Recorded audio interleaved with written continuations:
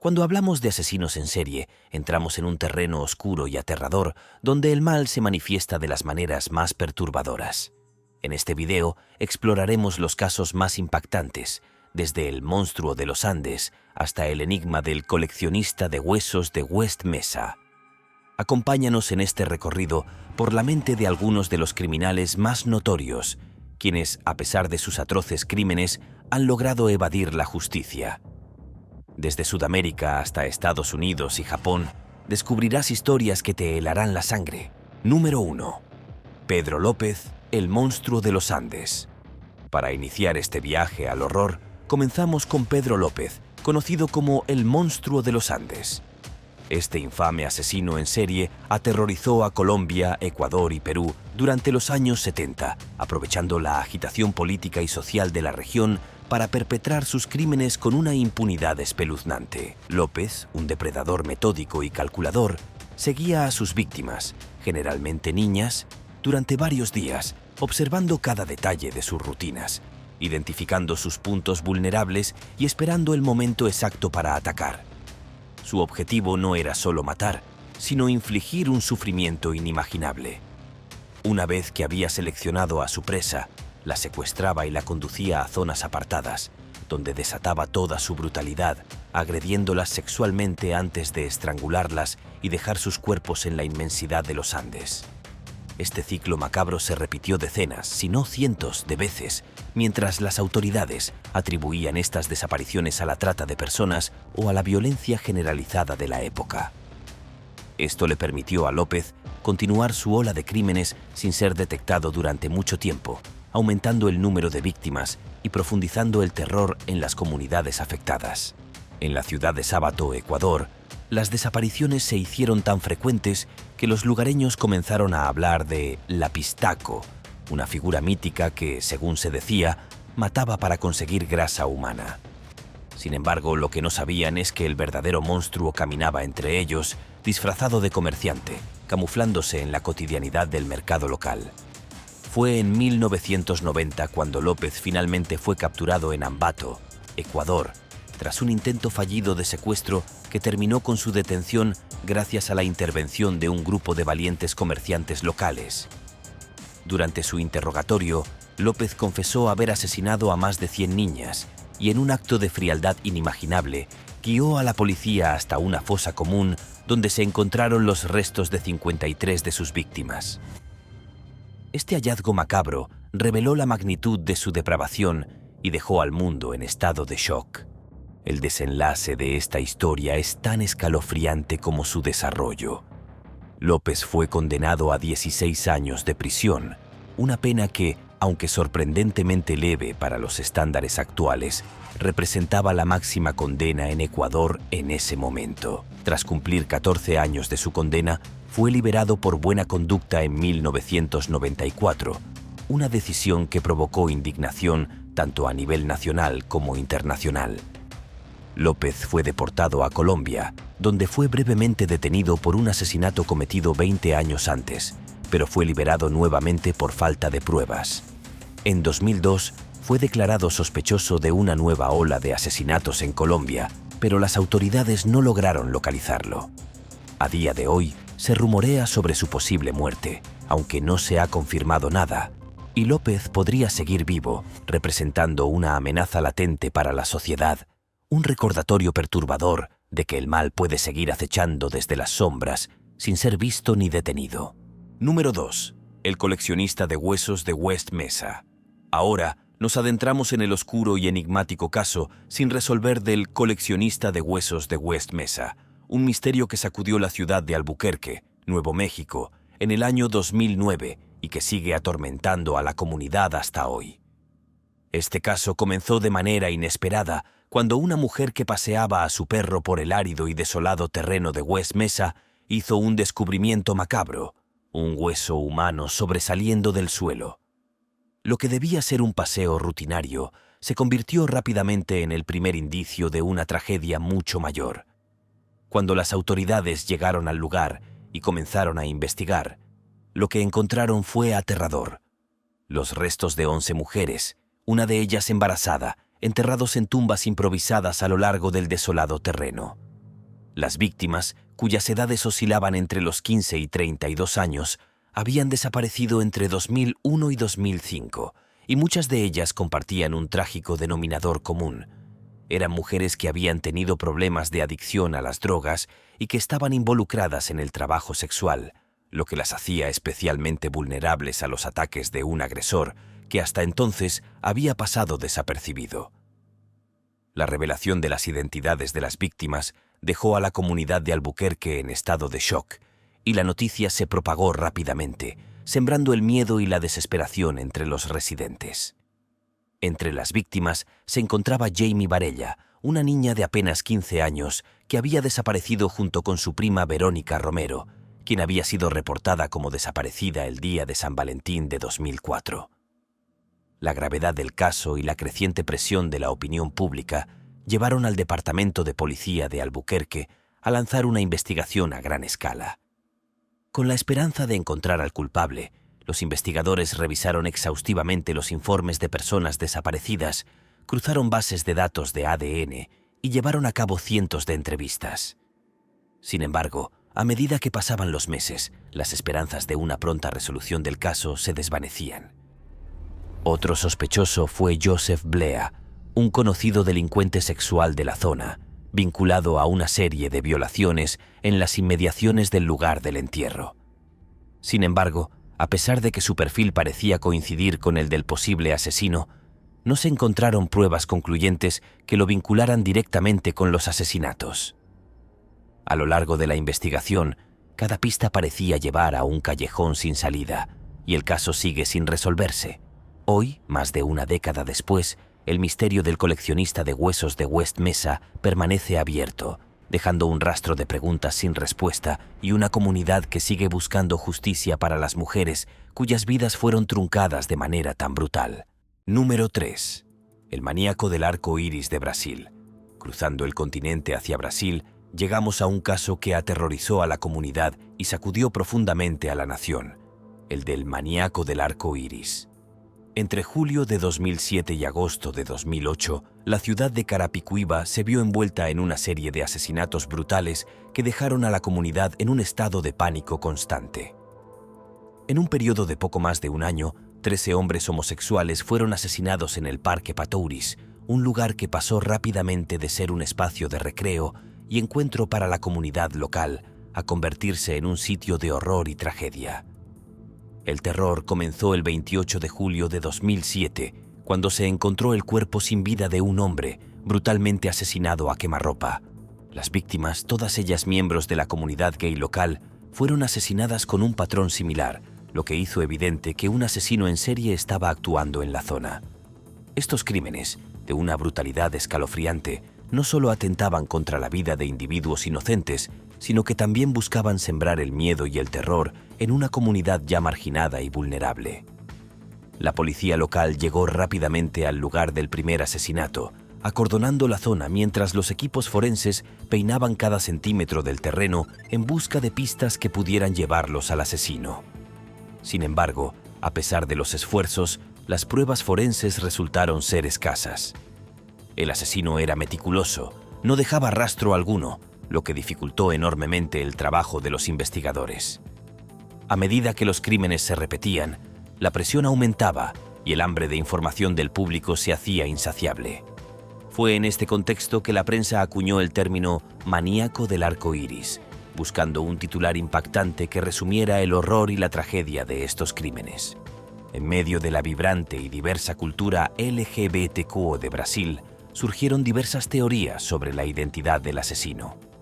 Muchos creían que se trataba de una persona con un profundo odio hacia los homosexuales, alguien que conocía bien la zona y que se sentía cómodo ejecutando sus crímenes en la oscuridad de la noche.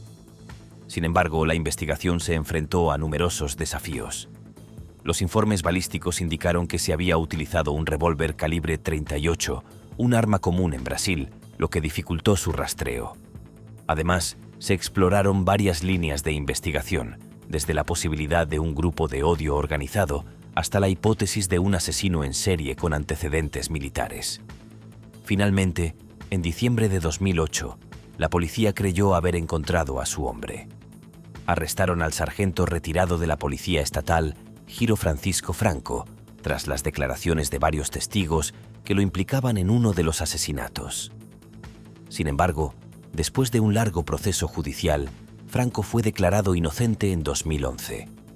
Esta absolución dejó a la comunidad desconcertada y al verdadero asesino en libertad, sin que hasta la fecha se haya identificado al responsable de estos crímenes atroces.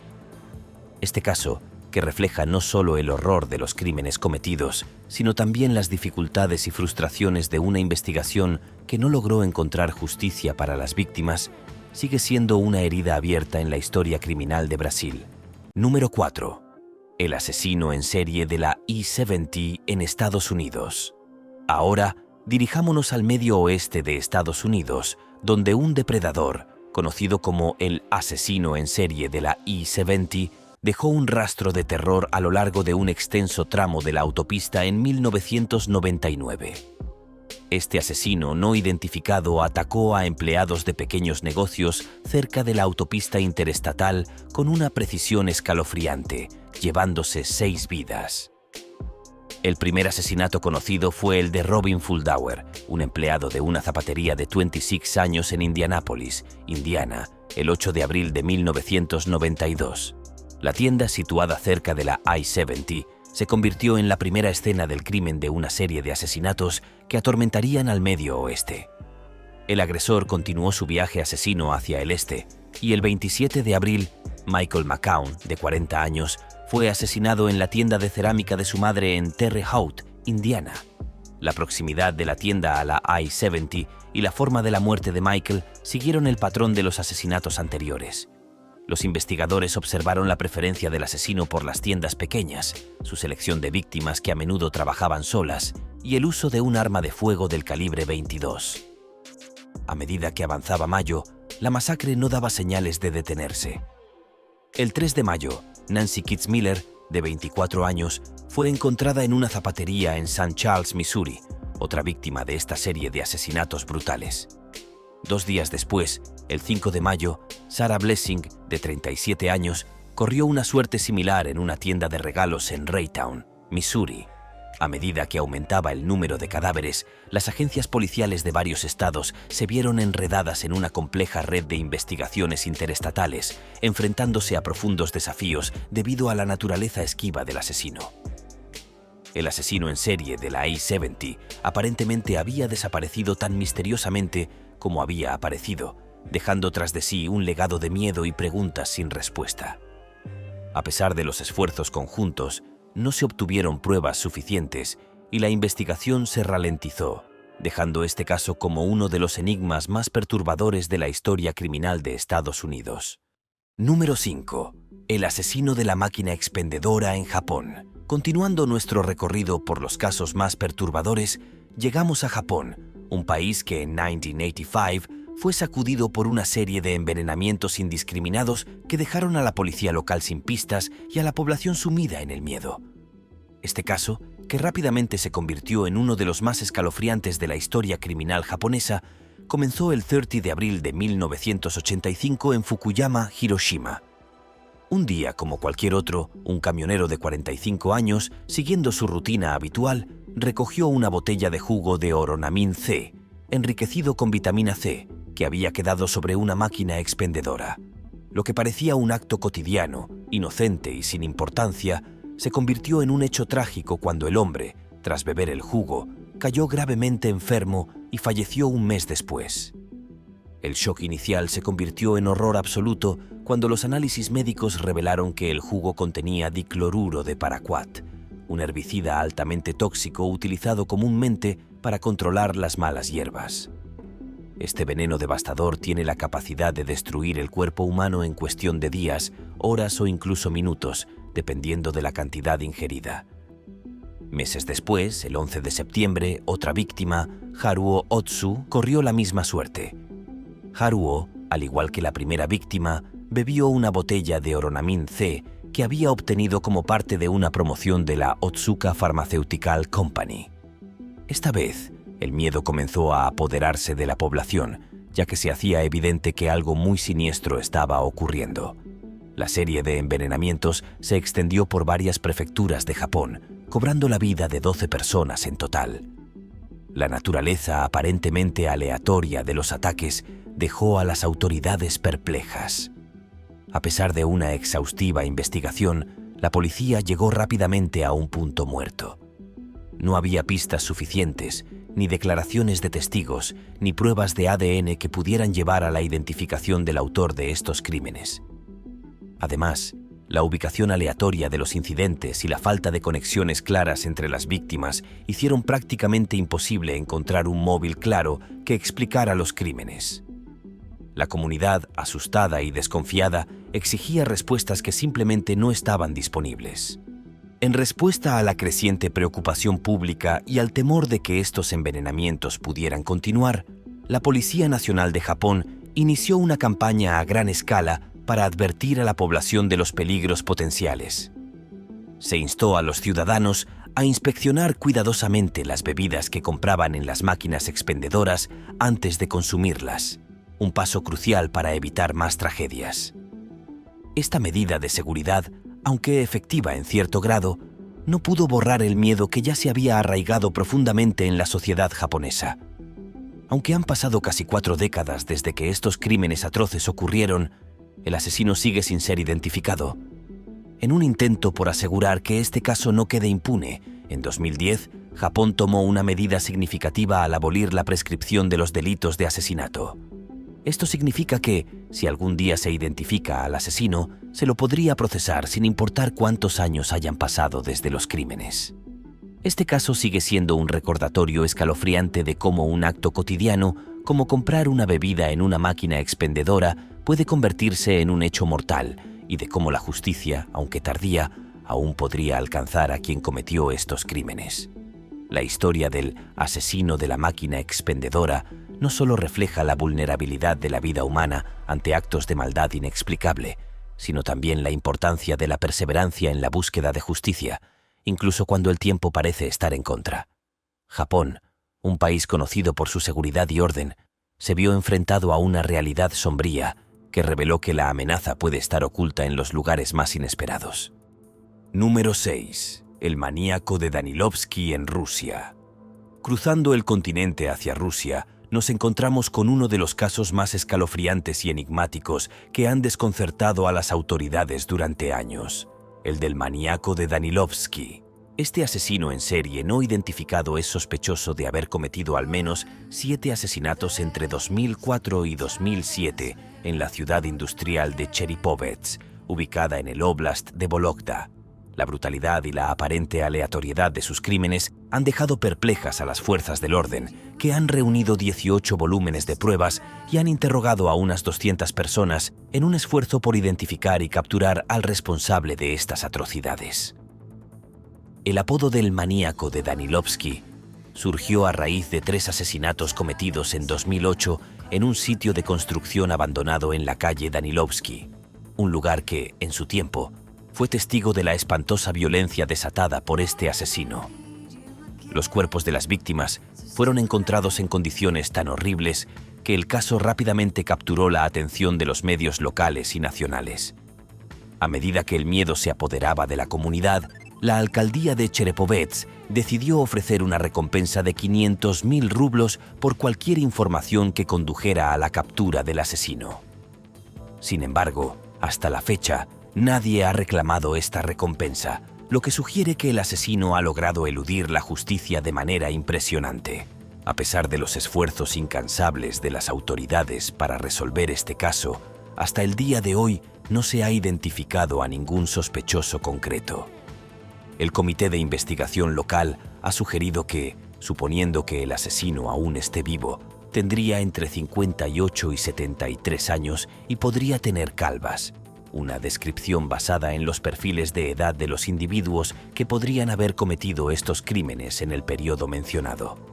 Esta falta de progresos ha llevado a la desesperación tanto a los investigadores como a los familiares de las víctimas, que continúan esperando justicia. En diciembre de 2023, el periódico local Chernipovetskaya Istina informó que la policía había comenzado a tomar muestras de ADN de residentes varones mayores que coincidían con el perfil de edad sugerido del asesino. A pesar de este esfuerzo, las autoridades no han logrado avances significativos en la investigación. El caso sigue siendo un misterio profundo, con el asesino todavía en libertad, o al menos sin haber sido identificado y procesado.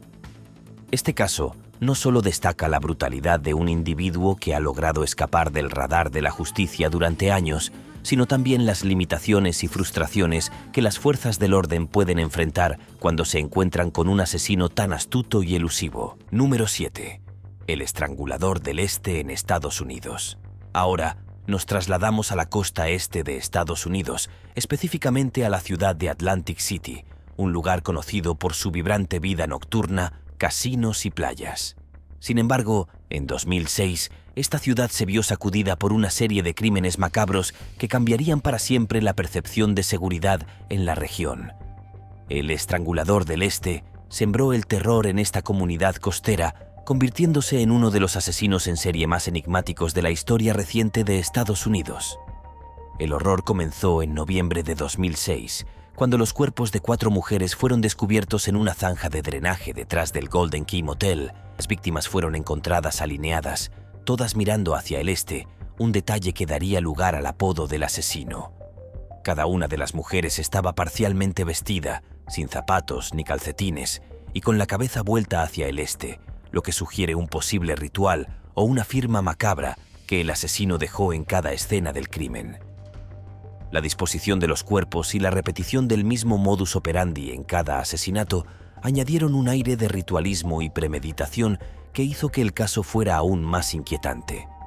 Las víctimas, identificadas como Barbara Bridow, Molly Jan Dilts, Kim Raffo y Tracy Ann Roberts, todas ellas habían luchado contra la adicción y en su desesperación por sobrevivir se habían visto obligadas a recurrir al trabajo sexual en Atlantic City. Este hilo conductor entre las víctimas apuntaba a un posible motivo para los asesinatos, pero también planteaba desafíos significativos para la investigación. A pesar de las similitudes en los estilos de vida y circunstancias de las víctimas, la investigación se topó con numerosos obstáculos.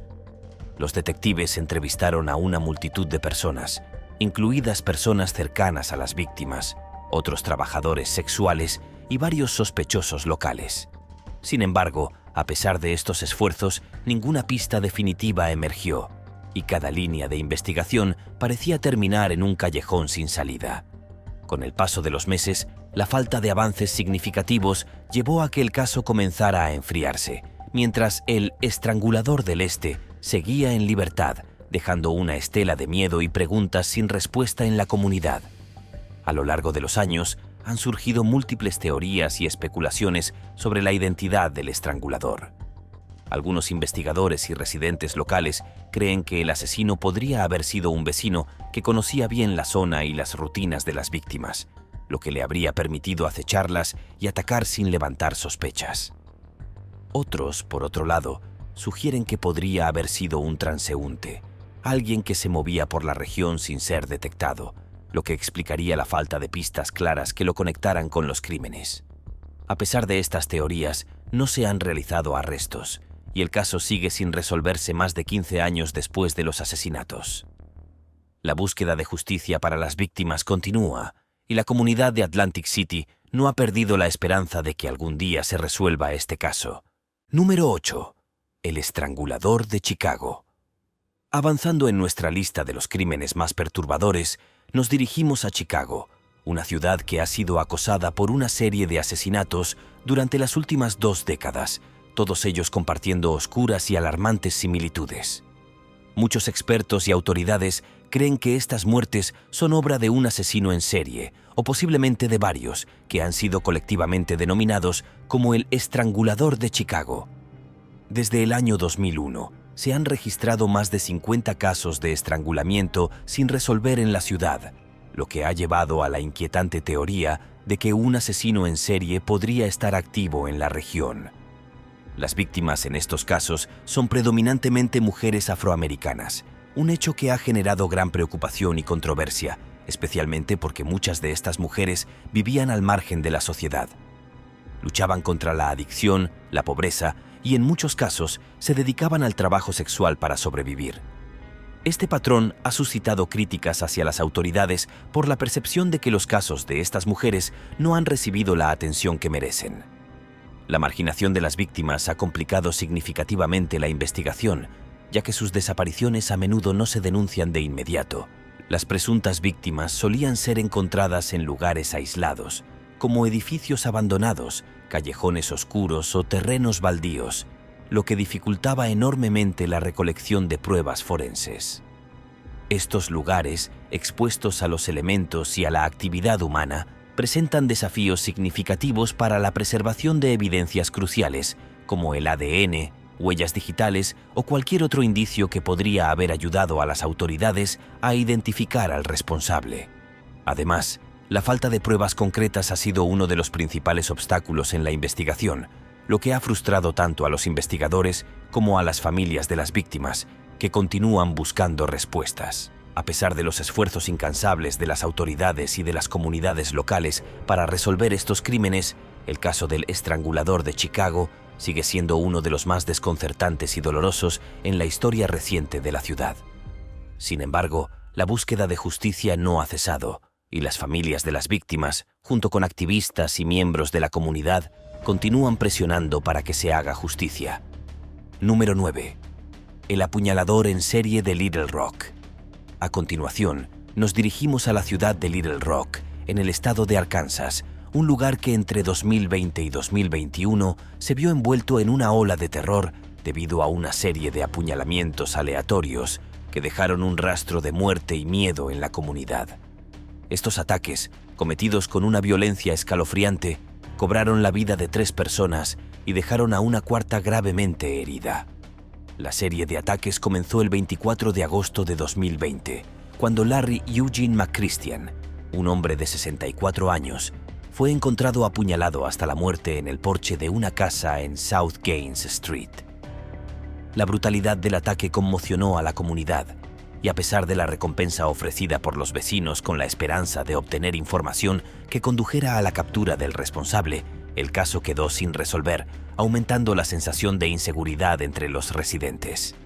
Apenas un mes después, el 23 de septiembre, el asesino volvió a atacar, esta vez cobrando la vida de Jeff Welch, de 62 años, quien fue encontrado muerto en el porche de su casa. La similitud entre ambos ataques no pasó desapercibida para las autoridades, quienes comenzaron a considerar la posibilidad de que un apuñalador en serie estuviera operando en la ciudad. Sin embargo, a pesar de estas sospechas, no se conocieron ataques relacionados durante varios meses, lo que dejó a la policía y a la comunidad en un estado de incertidumbre y temor constante. El 11 de abril de 2021, la ola de terror volvió a surgir cuando Deborah Walker, una mujer de 41 años, fue brutalmente apuñalada 15 veces en South Pulaski Street. Contra todo pronóstico, Walker logró sobrevivir al ataque y, gracias a su valentía, pudo proporcionar a la policía una descripción del atacante. Este testimonio fue crucial para que las autoridades pudieran crear un perfil del asesino, lo que dio un nuevo impulso a la investigación. Menos de 24 horas después del ataque a Walker, el cuerpo de Marlon Anthony Franklin, un hombre de 40 años, fue encontrado en la avenida Wright. La cercanía y el corto lapso de tiempo entre ambos crímenes reafirmaron la teoría de que todos estos ataques fueron obra de un solo autor, un apuñalador en serie que había estado operando en las sombras durante meses. A pesar de esta nueva pista y del renovado esfuerzo por parte de las autoridades para capturar al asesino, el caso sigue sin resolverse. Número 10. El reinado de Paul John Knowles. Para cerrar este escalofriante recorrido por algunos de los criminales más notorios de la historia, nos adentramos en la mente oscura y perturbada de Paul John Knowles, un asesino en serie que dejó una estela de muerte a lo largo de Estados Unidos en 1974. Nacido en Orlando, Florida, en 1946, la vida de Knowles estuvo marcada desde temprano por la violencia y la inestabilidad. Su infancia estuvo plagada de problemas, lo que lo llevó a un camino de delincuencia desde muy joven. A medida que crecía, su comportamiento se volvió cada vez más errático y peligroso, con un desprecio absoluto por la vida humana. En su juventud, Knowles vagaba de ciudad en ciudad, moviéndose sin rumbo fijo, pero dejando a su paso caos y destrucción.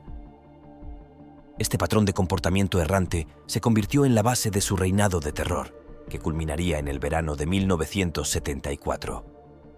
Ese año, Knowles se embarcó en una ola de asesinatos que conmocionaría a la nación y lo convertiría en uno de los asesinos en serie más infames de la historia de Estados Unidos. A lo largo de su travesía mortal, Knowles se trasladó por varios estados, eligiendo a sus víctimas de manera aparentemente aleatoria. Sus víctimas, en su mayoría mujeres, eran sometidas a actos de violencia indescriptibles. Lo que hacía a Knowles aún más aterrador era su habilidad para atraer a sus víctimas con facilidad, utilizando su encanto magnético y una apariencia que no generaba sospechas. A pesar de la brutalidad de sus crímenes, que incluían asesinatos por estrangulamiento, apuñalamientos y disparos, Knowles podía pasar desapercibido, moviéndose de un lugar a otro sin levantar alarmas inmediatas. El reinado de terror de Paul John Knowles llegó a su fin en diciembre de 1974, después de una intensa persecución que culminó en un enfrentamiento con la policía. Durante el intento de su arresto, Knowles, en un último acto desesperado, intentó apoderarse del arma de un sheriff, lo que provocó una respuesta inmediata de los agentes. En el enfrentamiento que siguió, Knowles fue abatido, poniendo fin a su serie de crímenes, pero dejando tras de sí un legado de horror que sigue siendo recordado hasta el día de hoy. La maldad puede manifestarse de las maneras más inimaginables, y estos casos son un escalofriante recordatorio de cómo algunos de los asesinos en serie más notorios aún eluden la justicia.